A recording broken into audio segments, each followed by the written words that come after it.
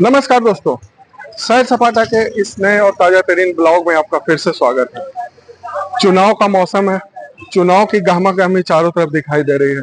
मीरा भाईंदर शहर में मैं जिधर भी घूम रहा हूँ, चुनाव की गहमा-गहमी चालू है। चारों तरफ लोग भीड़-भाड़ इकट्ठा करके खड़े हैं और जगह-जगह जहाँ भी देख रहा हूँ मैं, इस तरह के मंच सजे हुए हैं। ये देखिए, एक बार कैमरामैन से मैं रिक्वेस्ट करूँगा, मंच दिखाएं। किस तरह से मंच सजे हुए हैं, हर नुक्कड़ हर चौराहे पे इस तरह के मंच सजे हुए हैं।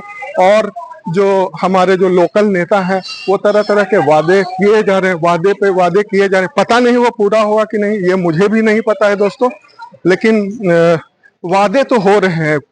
बहुत सारे खोखले वादे हैं और बहुत सारे ऐसे वादे हैं जो शायद पूरे हो जाए, पर देखते हैं जीतने के बाद क्या होने वाला है। इसी क्रम में मैं घूमते घूमते एक मुझे शिवसेना के उम्मीदवार दिखाई दिए, हुकुम चंद योगेश्वर अग्रवाल जी। तो मैं इनके ऑफिस में आया और यहाँ पे उनके बहुत सारे समर्थक खड़े थे। तो एक बार मैं उनसे कोशिश करता हूँ मिलने की और बात करने की।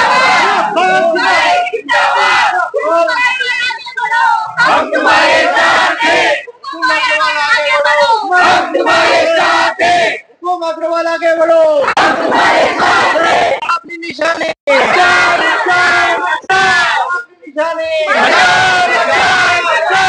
शिवसेना उद्धव बाळासाहेब ठाकरेंच्या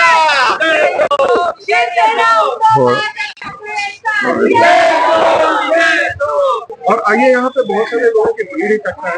यहाँ पे पूछते हैं, हम लोगों से जानने की कोशिश करते हैं कि क्या है आखिर हुकुम अग्रवाल में जो इतने लोग उनके पीछे भाग रहे हैं। आइए मिलते हैं हम दोस्तों। नमस्कार, माझं नाव ज्योती अग्रवाल। मी हुकुम भावांना सध्या 8 वर्षापासून ओळखत आहे। ते खूप चांगले आहेत, ते मस्त शिकलेले सुद्धा आहेत आणि त्यांनी आरएनपी पार्क मध्ये, जेसल पार्क मध्ये आणि भरपूर पार्क मध्ये भरपूर काम केलेलं आहे आणि त्यांचं काम एवढं चांगलं आहे की ते लोकांचं ऐकतात, सपोर्ट करतात आणि त्यांच्यामध्ये करून दाखवायची जिद्द आहे। ते त्यांना कधीही तुम्ही फोन करा, ते नेहमी हजर असतात आणि सगळ्यांना सपोर्ट करतात, मदत करतात।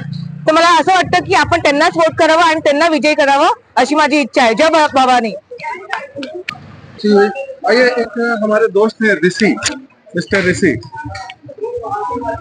डिफरेंस क्या है हुकुम अग्रवाल में और दूसरे बहुत सारे प्रत्याशी हैं बड़े बड़े जो मैंने जहां तक महसूस किया है कि हुकुम अग्रवाल के पास खर्च करने के लिए पैसे नहीं है कि वो वोटर खरीद सके या पैसे खर्च कर सके।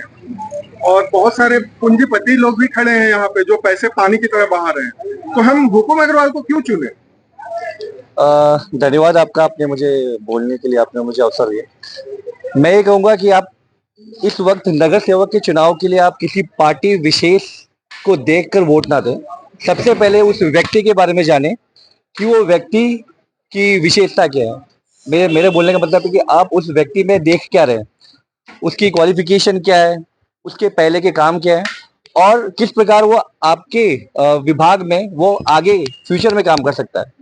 अब अगर मैं हुकुम अग्रवाल की बात करूं, वो मेरे भाई स्वरूप हैं और वो एक पढ़े लिखे व्यक्ति हैं और उन्होंने अपने पिछले कई वर्षों में कई अच्छे काम किए जो कि विभाग में, जो कि उनके वार्ड में और आसपास के एरिया में देखे गए। तो आप किसी पार्टी विशेष को न देख के व्यक्ति विशेष को देखें और उसको वोट देने पे आप ध्यान दें। और अगर हुकुम अग्रवाल चुन के आते हैं तो वो आपके वार्ड को और आपके विभाग को, आपके एरिया को किस प्रकार वो विकसित कर सकते हैं, इस पे उनको वोट देके और उन्हें एक अवसर दें। धन्यवाद ऋषि भाई, बहुत बहुत धन्यवाद आपका। आपका नाम क्या है काका? कृष्ण मुरारी जवाहर। नमस्कार। नमस्कार। हुकुम भाई में क्या खासियत है? हुकुम भाई में सबसे बड़ी खासियत ये है कि आप दिन में रात में कभी भी 24 घंटे के अंदर उनको याद करो।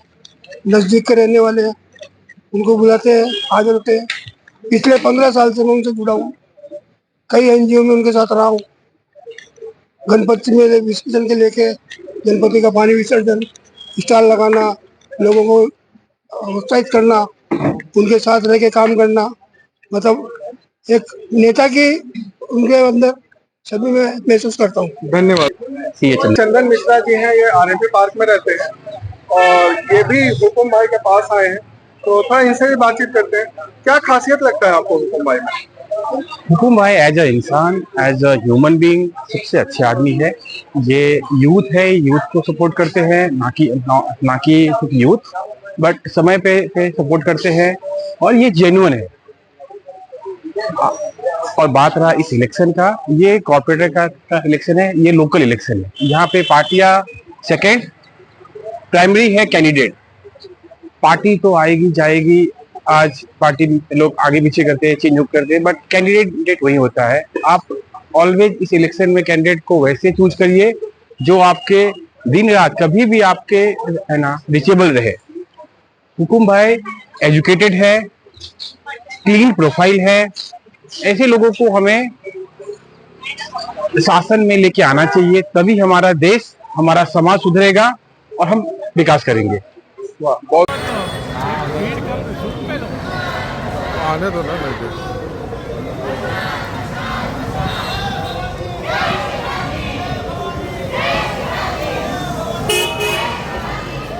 हेमंत भाव किधर है?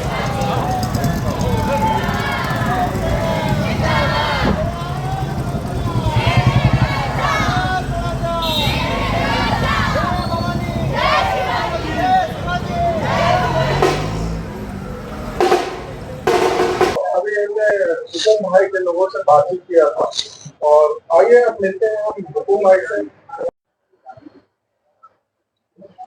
कैसे हैं हुकुम भाई? बहुत बढ़िया अनुराग भाई। बहुत अच्छा लगा कि इस बार आप चुनाव में खड़े हैं और हम सब आशा करते हैं कि जो हमारी बात हुई थी पिछले बार अपने क्षेत्र के बारे में, जी। जो हमारी हमेशा जो बातचीत होती है उस पे उम्मीद करते हैं खरे उतरेंगे। आइए मिलते हैं, बातचीत करते हैं थोड़ा। जरूर जरूर आइए आप।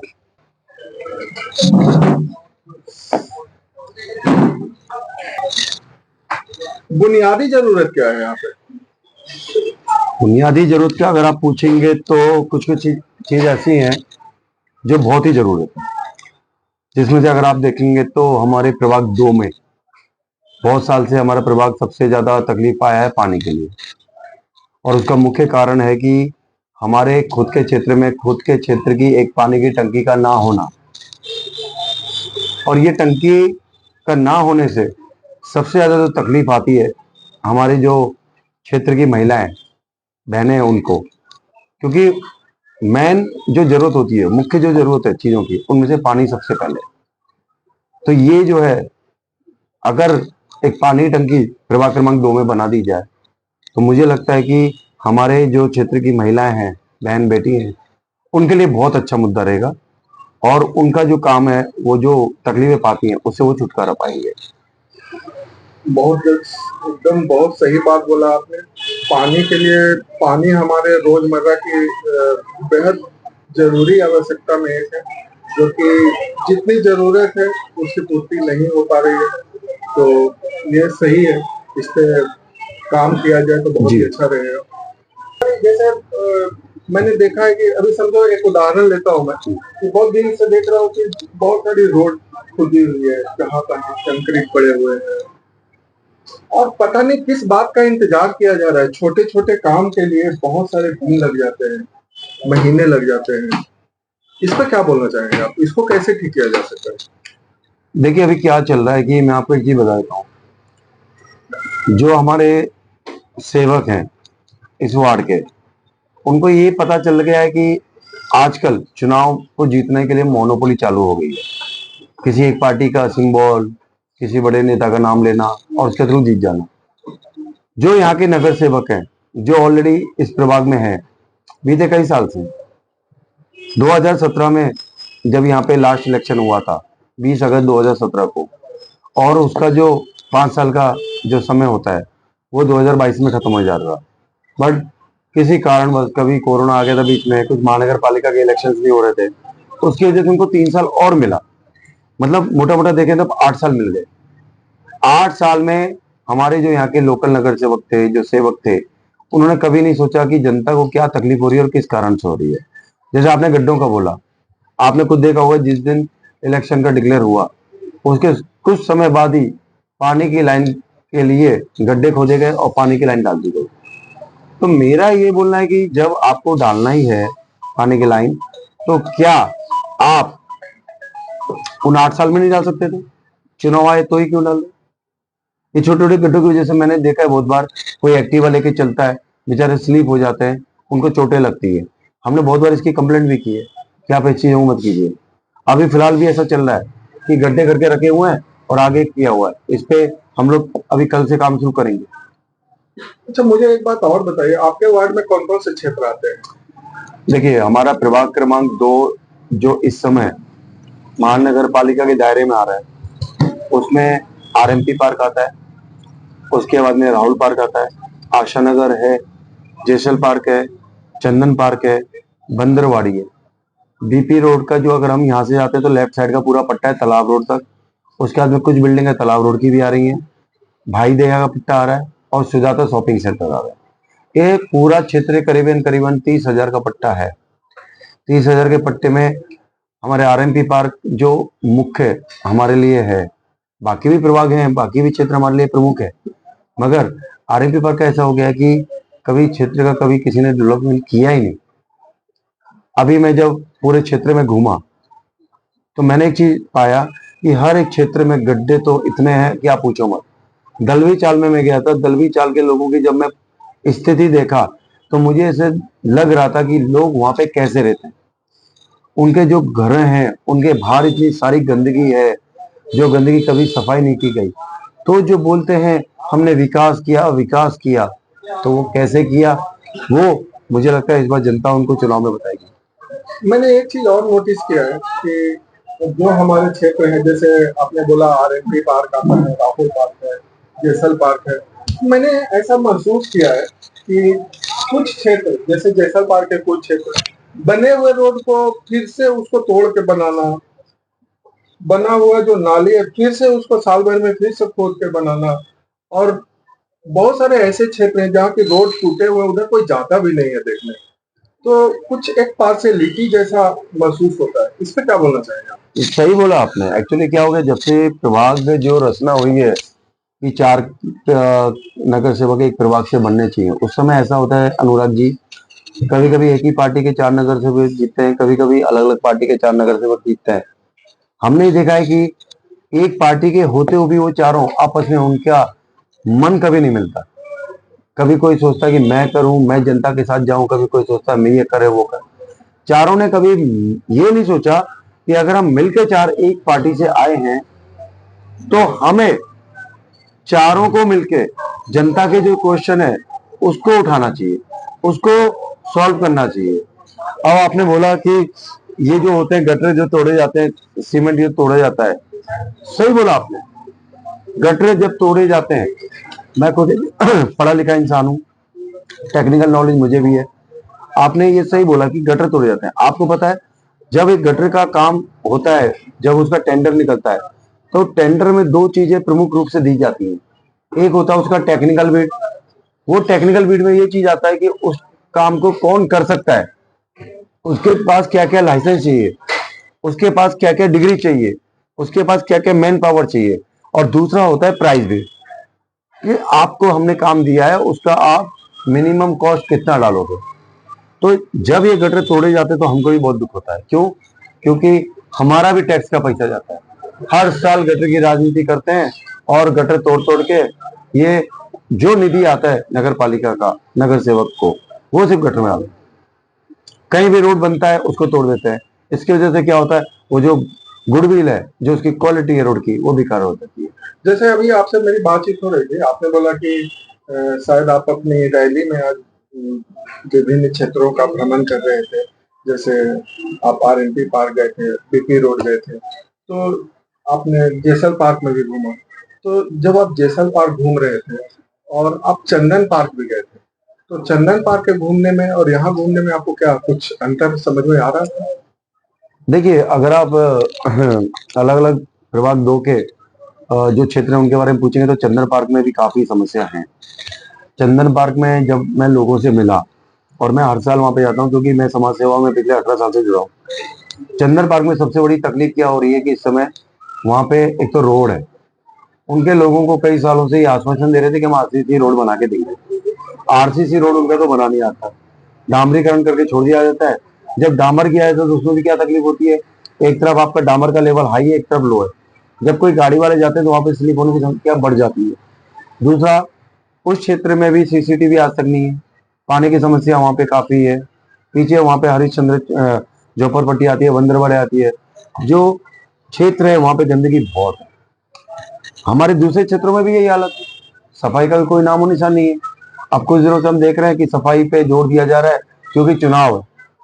मुझे ऐसा लगता है कि शायद जो यहाँ के हमारे भाई बंधु जो नगर सेवक बन के बैठे हुए हैं, तो उनका यह अधिकार आता है कि भैया इलेक्शन आज तो ही मत ये करवाइए, बिना इलेक्शन के भी काम करवाइए। क्योंकि आप जो क्षेत्र के नगर सेवक हो, आपको जनता ने चुना है। जनता आपको बार बार लेटर नहीं देगी कि ये काम कर दो, वो काम कर दो। आपको अगर कॉल आया है तो मैं ये समझता हूँ कि आपको एक ऑर्डर आया है जनता से और उसको आपको करके देना है। बिल्कुल, क्योंकि मैं जहां तक समझता हूँ चंदन पार्क के लोग भी वोट करते हैं और बराबर वोट करते हैं जितना जैसल पार्क के लोग वोट करते हैं। तो इस तरह का भेदभाव मेरे हिसाब से तो नहीं होना चाहिए। अब आगे मैं मन में क्या है वो जाने। मैं अनुराग जी अगर जीतता हूं तो मैं अपने क्षेत्र के हर एक प्रभाग क्षेत्र के उसका एक मैं अपना मिशन बनाऊंगा। मिशन इस तरह से बनाऊंगा कि सबसे पहले तो मैं वहां के क्षेत्र की समस्याओं को लोगों से सुनूंगा। मैं किसी नेता से नहीं मिलूंगा, किसी बंदे से नहीं मिलूंगा, मैं खुद 1 to 1 जाऊंगा। सोसाइटी के सेक्रेटरी चेयरमैन लोगों से मिलूंगा कि आपके क्षेत्र की क्या समस्या है, आप पहले मुझे बताइए। जब उनकी मैं समस्या लूंगा तो मैं उसमें ये देखूंगा कि मेरे स्कोप में, नगर सेवक के स्कोप में क्या क्या आता है। फिर मैं उनका पूरा प्लानिंग करूंगा और महानगर पालिका में उसके लिए अप्लाई करूंगा निधि के लिए। और जब वो निधि आएगी, मुझे ये पता है कि जब मैं मांगने जाऊंगा तो बहुत सारे ऑब्स्टेकल भी आएंगे, रुकावटें भी आएंगी, बट मैं किसी चीज से डरने वाला नहीं हूँ। क्योंकि मेरे अंदर बाला साहब ठाकरे जी के गुण है, जो उनके विचार है वो चलते हैं, मैं उनको फॉलो करता हूँ। और बाला साहब ठाकरे जी ने हमको हमेशा बताया है, उनके जो सिद्धांत है कि 80% आप जो करना चाहते हो समाज सेवा कीजिए और 20% अगर आपको समय मिलता है तो राजकारण कीजिए। जब जब निधि आएगी उस समय मैं उस क्षेत्र के लोगों को जो प्रभाग 2 के अंदर आते हैं उनके सेक्रेटरी चेयरमैन को बुलाऊंगा। मैं उनको बोलूंगा कि मेरे पास निधि आई है साहब, आप बताइए आपके क्षेत्र में क्या आपको लगता है जो मैं कर सकता हूं। अगर वो बोलेंगे फिर से महानगर पालिका गटर बना दीजिए, मैं जरा भी नहीं बनाऊंगा। मैं करप्शन के एकदम अगेंस्ट हूँ, करप्शन में जरा भी चलने नहीं दूंगा। क्वालिटी पे मैं काम करूंगा, क्योंकि जब हम कुछ चीजें अपने लिए खरीदने जाते हैं तो सबसे पहले हम बोलते हैं इसका क्वालिटी क्या है, इसका वारंटी क्या है, कितना साल ये चलेगा। तो क्यों ना हम क्षेत्र की जो चीज है उस पर भी ध्यान दें। और भी बहुत सारे मुद्दे हैं, क्षेत्र की समस्या काफी है।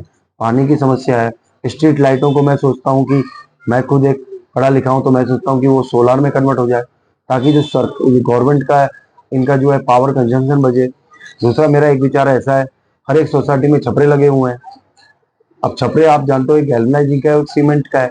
अगर गैल्वनाइजिंग का लगता है तो मैं सोसाइटी के लोगों को ये प्रपोज करूंगा कि आप अपने सोसाइटी के टेरिस को एरिया को यूज करो और वहां से सोलर लाइट जनरेट करके आपका जो मोटर पंप चलता है और जो स्टेयरकेस लाइट मतलब सीढ़ी की जो लाइन है उसको उस सोलर लाइट से यूज करते हुए आप उसका यूज करिए।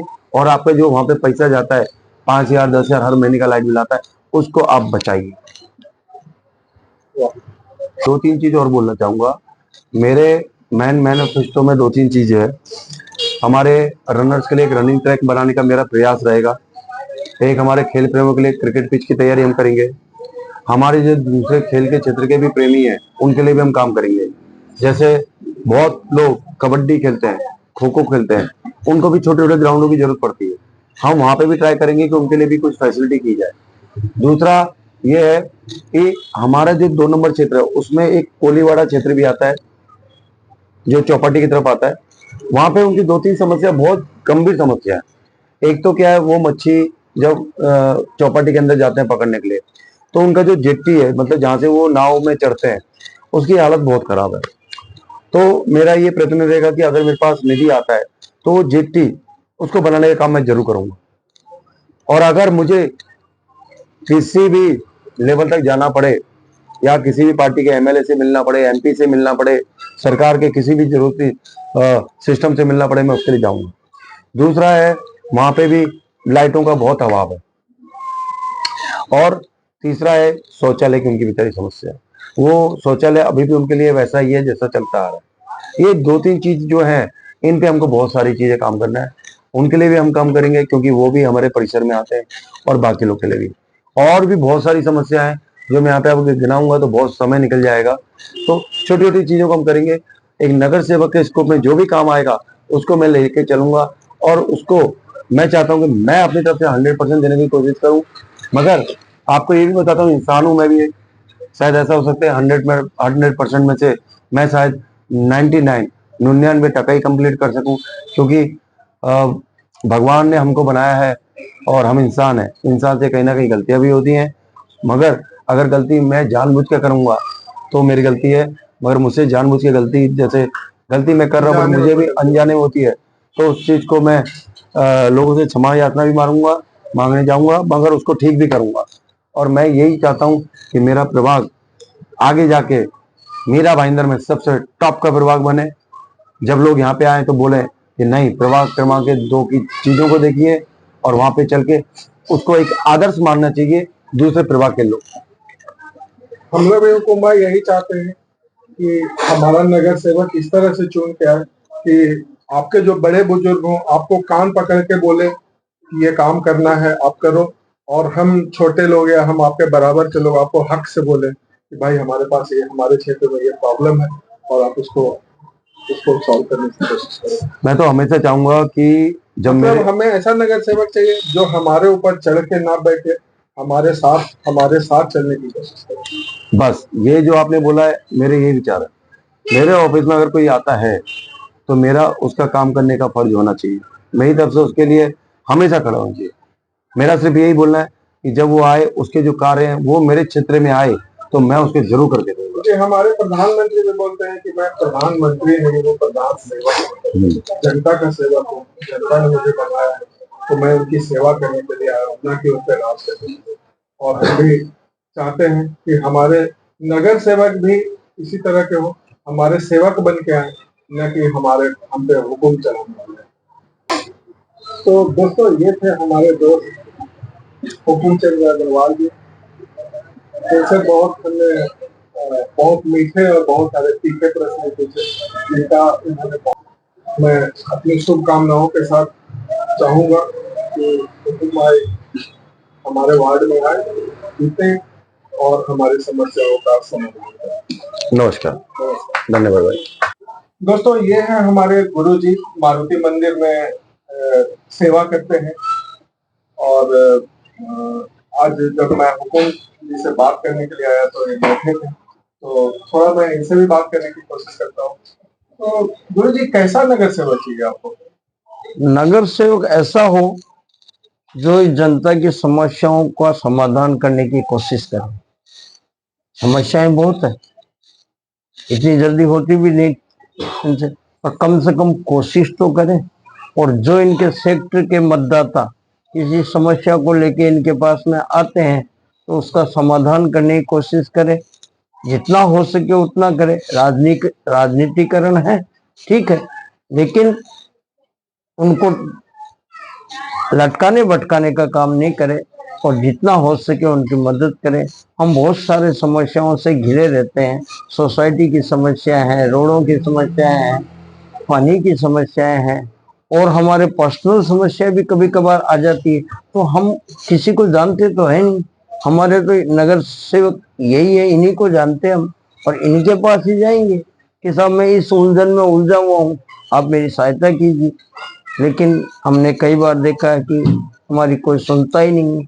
तो आपने तो बहुत सारे लोगों से मिला होगा, बहुत सारे कैंडिडेट्स को भी जानते होंगे और मिले भी होंगे, तो इनमें से आपको कोई ऐसा डिजर्विंग कैंडिडेट लगता है?